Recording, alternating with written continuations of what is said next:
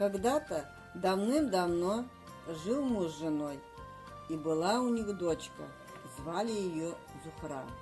Жили они хорошо, дружно и богато, но вот заболела жена и умерла. Похоронил ее муж и женился на молодой вдове. У той тоже была дочь. Мачехой она оказалась злой и не взлюбила свою падчерицу Зухру. Неси дрова, топи печь, вари кашу, вымой полы, корми скотину.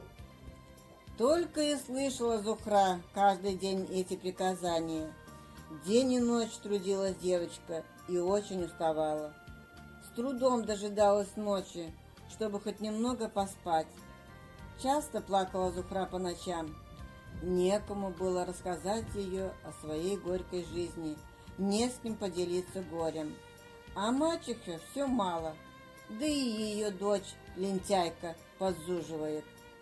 Что это Зухра по ночам спит? И придумала мачеха, как жить сосвету падчерицу.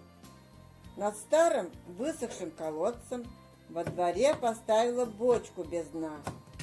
И говорит Зухре вечером: Спать не ложись, пока бочку не заполнишь водой. Как я ночью-то воду буду носить? А ты еще споришь? Взяла Зухра коромысло, ведра и пошла на речку.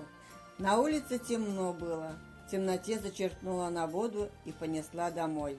Всю ночь таскала она воду, но так бочку и не наполнила.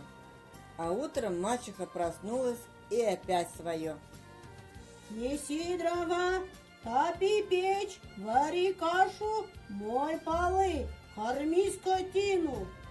Кончился день, и опять заставила она Зухру носить воду всю темную ночь. И опять не смогла Зухра наполнить бочку с водой. А днем вновь крики мачехи: Неси дрова, топи печь, вари кашу, мой полы, корми скотину.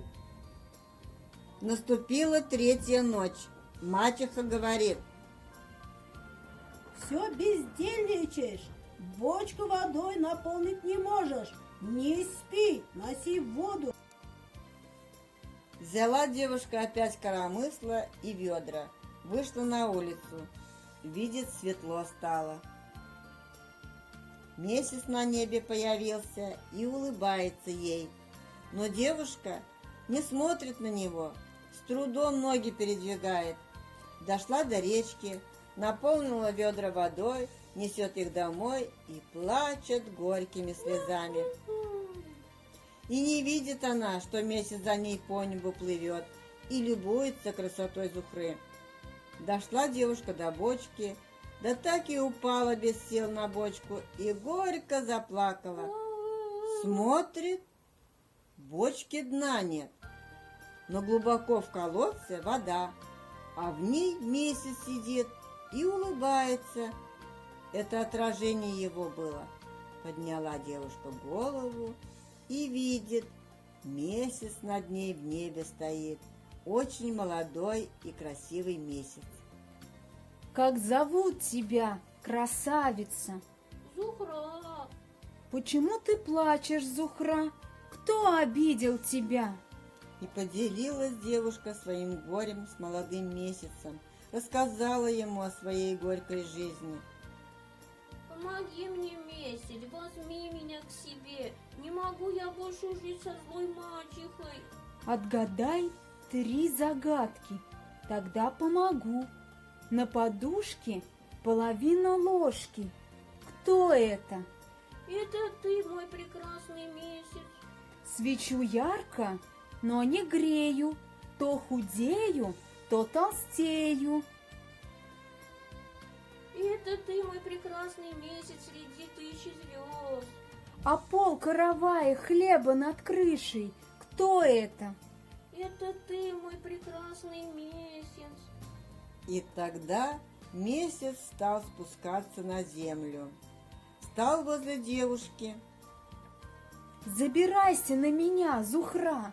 Ты мне очень нравишься. Будем жить вместе. Девушка схватила месяц одной рукой, а другой коромысло с ведрами на плечо повесила. И месяц поднялся вместе с Зухрой на небо. Выскочила мачеха из дома. Да уже поздно было.